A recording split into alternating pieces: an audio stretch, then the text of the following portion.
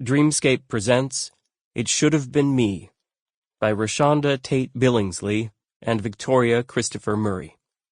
Narrated by Mia Ellis.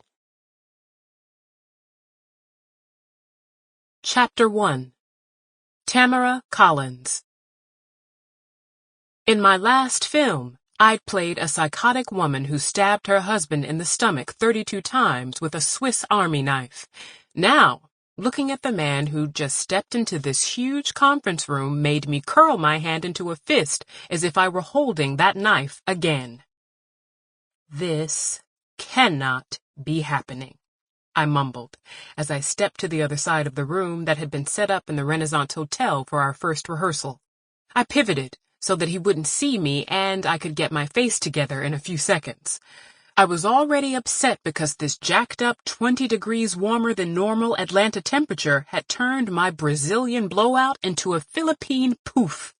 Now I had to deal with this too? Clearly I was being punished for something I had done, maybe in a previous life.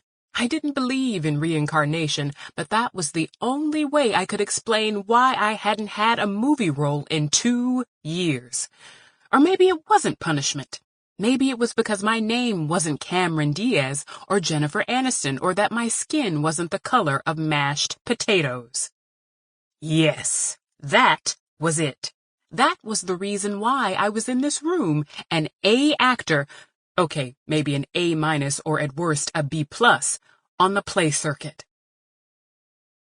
Now, don't get me wrong, I loved theater, always had, always would. Some of the greats, James Earl Jones, Cicely Tyson, Vanessa Williams, even Denzel Washington, had all slayed the stage.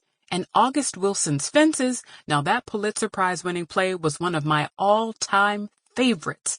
Having a role in Fences on the Great White Way in the magnificent city of New York would have been as much of a coup as just about any big-screen movie. But this wasn't Fences, nor was it Aida or Fela. And this wasn't Broadway. This wasn't even off-Broadway. It wasn't 2 blocks over from Broadway. This was down the street, around the corner, across the river, and almost 900 miles away from Broadway.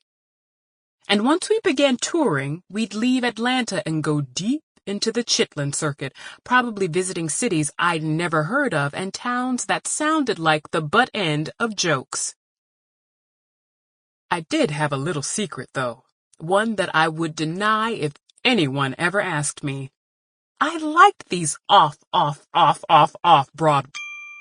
Sample complete. Ready to continue?